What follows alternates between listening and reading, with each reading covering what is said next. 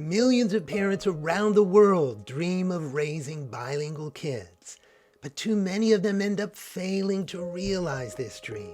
Don't let that happen to you. In this video, I describe 5 key reasons why parents end up failing, even when they start with the highest hopes and the best of intentions. I'm Adam Beck, and this is Bilingual Super Kids, the channel that can help you experience greater success and joy raising bilingual or multilingual kids. Let's count down these 5 reasons from 5 to 1.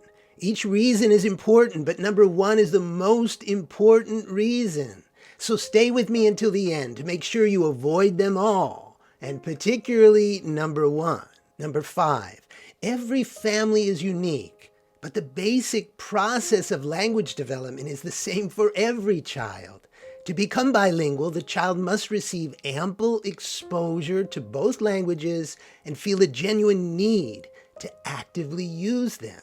I call these the 2 core conditions for bilingual success: exposure and need, because satisfying these 2 conditions is at the heart of this challenge. Essentially, the formula for success is exposure plus need equals active bilingual ability. But when a parent isn't clearly mindful of this basic principle, and they aren't proactive enough about providing exposure to the minority language and nurturing the need for its use, then the majority language can quickly grow dominant. Number 4, exposure to the minority language is the fuel for the engine of language development. The more exposure there is, the more progress can be produced. The number 1 way to provide this input is through talking a lot to the child in the target language. The quantity of speech heard by the child from parents and other speakers of the minority language is the primary predictor of success. When the main minority language parent isn't proactive enough about using this language with the child, and even uses the majority language instead, this undermines the bilingual aim. The more the parent uses the majority language, the less exposure the child gets in the minority language, and the less need they feel to actively use that language.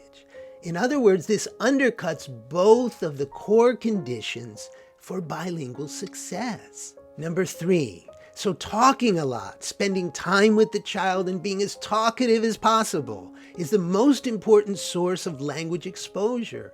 But reading a lot to the child, a daily read aloud routine, is crucial too for providing ample input. I sympathize with busy parents, but being too busy to read aloud is not only an excuse that probably isn't really true.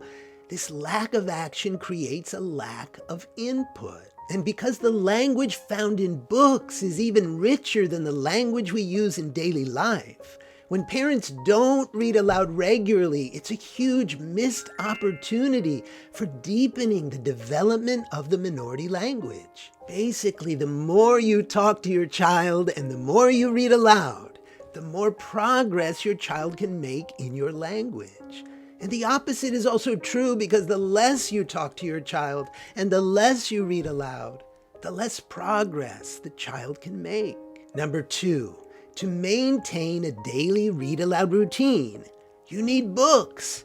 More generally speaking, to engage your child in the minority language, you need minority language resources. Resources are vital for creating ample exposure. The more resources you have, the more potential there is to engage your child in your language.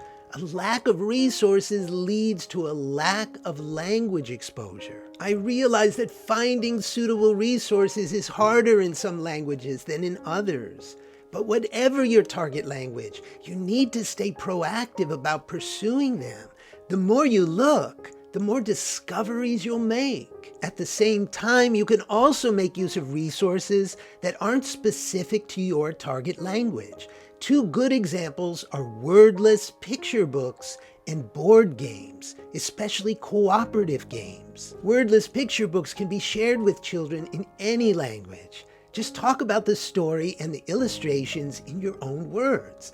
And board games can be played in any language too, when the games don't rely on reading. See the video description below for more tips on these two types of resources. And number one, which I promised would be the most important thing of all. The truth is, the only way to really fail at raising a bilingual child is to give up entirely.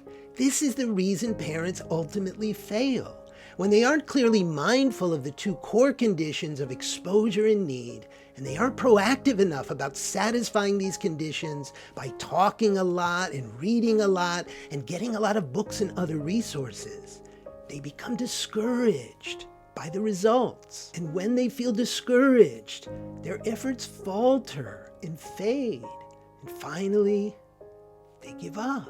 The thing is, if you just keep going, no matter the shortcomings of the situation, it's possible to strengthen those shortcomings and generate greater progress. So in a way, the first 4 reasons aren't the real reasons that parents fail.